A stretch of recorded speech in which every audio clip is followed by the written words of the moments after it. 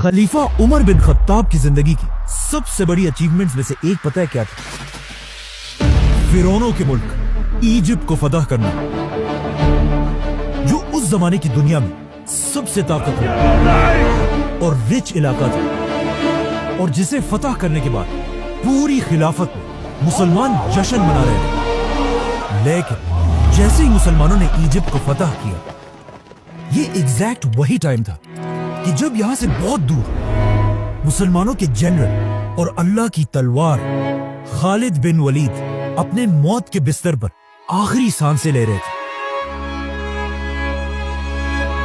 But wait, let's go back.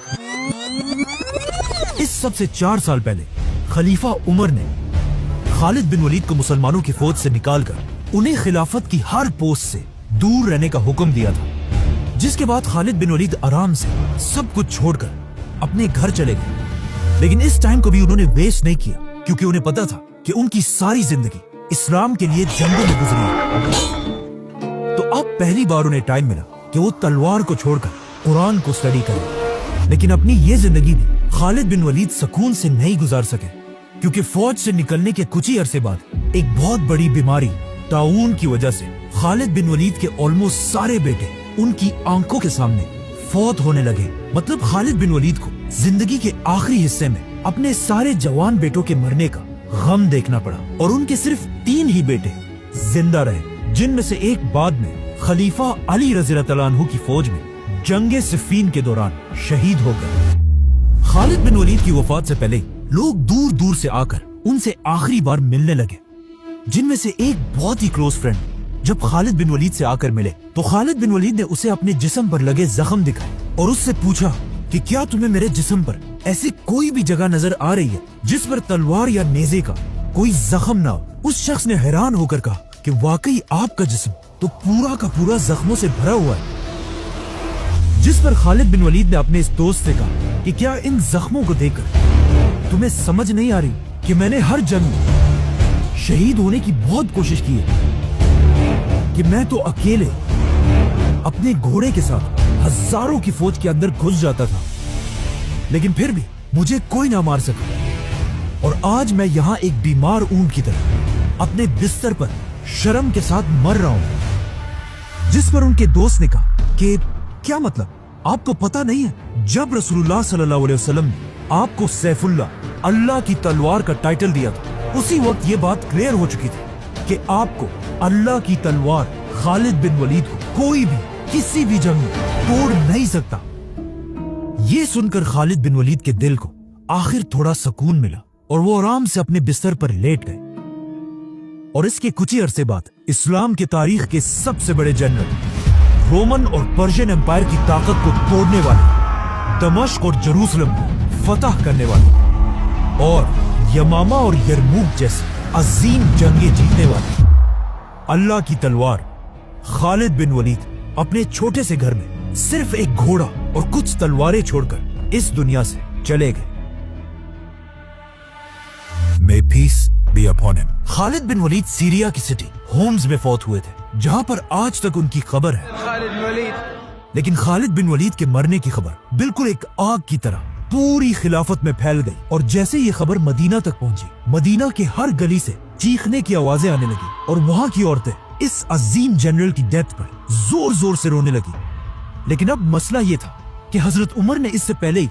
Medina में इस बात पर पाबंदी लगाई थी कि चाहे जो भी मर जाए, कोई भी उसके लिए जोर से नहीं रोएगा। लेकिन खालिद बिन वलीद की मौत पर लोग इस पाबंदी को बिल्कुल भूल गए, और मदीना की गलियों में औरतें जोर जोर से रोने लगी। अब जब हजरत उमर तक इनकी आवाज पहुंची, वो फुल गुस्से में अपने घर से बाहर निकले और पूछा आखिर कौन है जिसके लिए ये सब रो रहे हैं। तो उन्हें बताया गया कि ये सब आपके जनरल और अल्लाह की तलवार खालिद बिन वलीद की मौत पर रो रहे हैं। ये सुनकर हजरत उमर बिल्कुल अपनी जगह पर खामोशी से खड़े रहे, और काफी देर खामोश रहने के बाद हजरत उमर ने पहली बार मदीना के लोगों को अपना ऑर्डर तोड़ने की इजाजत दी और कहा कि अगर खालिद के लिए आज कोई रो रहा है तो उसे रोने दो, बल्कि कहा जाता है कि हजरत उमर खुद भी रोए। अब हजरत उमर को इस बात का पता नहीं था कि खालिद बिन वलीद ने अपनी वफात से पहले अपना सब कुछ हजरत उमर के हवाले करने का हुक्म दिया था, कि उनके बाद हजरत उमर ही انہیں انصاف کے ساتھ ڈیوائیڈ کرے. لیکن جب خالد بن ولید کی وفات کے بعد ان کی جائیداد کا حساب لگایا گیا تو یہ دیکھ کر سب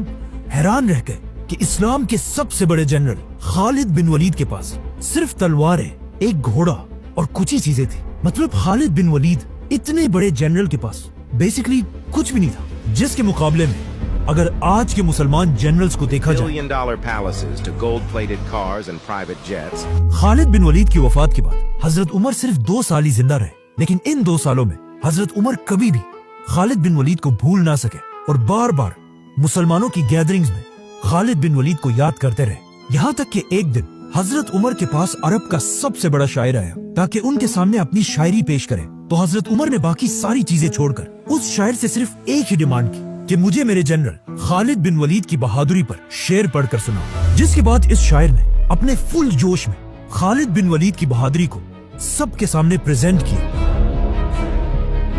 دیکھ جیسے ہی وہ شاعر خاموش ہوا، حضرت عمر نے اس عرب کے سب سے بڑے شاعر سے کہا کہ تمہارے سارے الفاظ نے مل کر بھی خالد کی بہادری کے ساتھ انصاف نہیں کیا. لیکن کیوں آج تک پوری دنیا خالد بن ولید کو یاد کرتی ہے؟ Khalid ibn Walid was one of the 3 greatest warriors of all time. Greatest general in the history of Islam. کیونکہ خالد بن ولید کسی چھوٹے موٹے گھر میں نہیں بلکہ مکہ کے سب سے طاقتور اور رچ فیملی بنو مخزوم میں پیدا ہوئے تھے، اور ان کے والد عرب کے سب سے رچ آدمی ولید بن مغیرہ تھے. مطلب خالد بن ولید کے والد کے پاس اتنا زیادہ پیسہ تھا کہ ان کی دولت کے بارے میں قرآن میں بھی بتایا گیا ہے، چھوڑ دو مجھے اور اس آدمی کو جسے میں نے اکیلا پیدا کیا، اسے میں نے بہت بڑی دولت دی، اس کے پاس رہنے والے بیٹے دیے اور اس کے لیے لیڈرشپ کا راستہ آسان بنا دیا. فور ایگزامپل کعبہ کو مینٹین رکھنے کے لیے جتنا پیسہ پورا مکہ جمع کرتا تھا اتنا صرف اکیلا ولید بن مغیرہ دیتا تھا. مطلب خالد بن ولید مکہ میں ایک شہزادے، ایک پرنس کی طرح بڑے ہوئے کیونکہ ان کے باپ کے پاس اتنا پیسہ تھا کہ انہیں پوری زندگی کوئی کام کرنے کی ضرورت نہیں تھی سوائے ایک کام کے، اور اسی ایک کام نے آگے جا کر انہیں دنیا کا سب سے بڑا جنرل بنایا. اور وہ کام یہ تھا کہ مکہ کے 3 بڑے قبیلے تھے، بنو ہاشم جو مکہ کے ریلیجن کو کنٹرول کرتے تھے، بنو امیہ جو مکہ میں صرف اپنے پیسوں کے لیے مشہور تھے، اور خالد بن ولید کا قبیلہ بنو مخزوم جس کے پاس مکہ کو پروٹیکٹ کرنے کی ذمہ داری تھی. اس قبیلے کا ہر جوان ایک خطرناک واریر تھا، اور ان کا سب سے امپورٹنٹ کام یہ تھا کہ یہ لوگ جنگلی گھوڑوں کو ٹرین کر کے انہیں جنگ کے لیے تیار کرتے تھے. اسی لیے بچپن سے کوئی بھی خالد بن ولید سے زیادہ گھوڑوں کی طاقت کو نہیں جانتا تھا، کیونکہ آگے جا کر خالد بن ولید نے اپنی زندگی کی ساری جنگیں اپنی فوج کے گھوڑوں کو ہی یوز کر کے جیتی ہیں. اس کے علاوہ خالد بن ولید اپنی زندگی میں بار بار رومن امپائر کی سٹیز کی طرف جاتے رہے اور ہمیشہ وہاں کی بڑی بڑی سٹیز اور بلڈنگز کو دیکھ کر بالکل حیران رہ جاتے تھے. لیکن انہیں اس بات کا پتہ نہیں تھا کہ ایک دن پوری رومن امپائر صرف خالد بن ولید کا نام سن کر کانپنے لگی.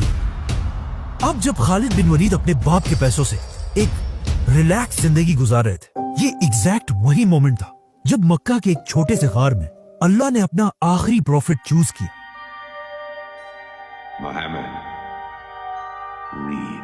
اور یہاں سے دنیا میں ایک بہت بڑا چینج آنے لگا، کیونکہ رسول اللہ صلی اللہ علیہ وسلم مکہ میں آہستہ آہستہ اسلام پھیلانے لگے، جس سے پہلے تو مکہ کے سب سے غریب لوگ اسلام کی طرف آنے لگے. لیکن صرف ایک ایسا آدمی تھا جو مکہ میں سب سے امیر ہونے کے بعد بھی رسول اللہ صلی اللہ علیہ وسلم کی باتوں سے امپریس ہونے لگا، ولید بن مغیرہ، جو بار بار رسول اللہ صلی اللہ علیہ وسلم کے پاس جا کر ان سے قرآن سنتا تھا. لیکن آہستہ آہستہ مکہ میں یہ بات پھیلنے لگی کہ ولید بن مغیرہ عرب کا سب سے امیر آدمی مسلمان ہونے والا ہے. تو اب ولید بن مغیرہ نے قرآن کو صحیح جان کر بھی صرف اور صرف لوگوں کے ڈر سے اسلام سے پیچھے ہٹنا شروع کیا. اور صرف یہی نہیں بلکہ اسلام کا سب سے بڑا دشمن بنا اور پورے مکہ میں یہ بات پھیلا دی کہ محمد ایک جادوگر، میجیشن ہے. ولید کی اس حرکت سے مسلمانوں کو اتنا نقصان ہوا کہ اللہ نے خود قرآن میں اسے جواب دیا. پھر وہ پلٹا اور غرور سے آخر کہا، یہ کچھ نہیں، بس پرانے زمانے کا ایک جادو ہے اور انسان کی بنائی ہوئی باتیں ہیں.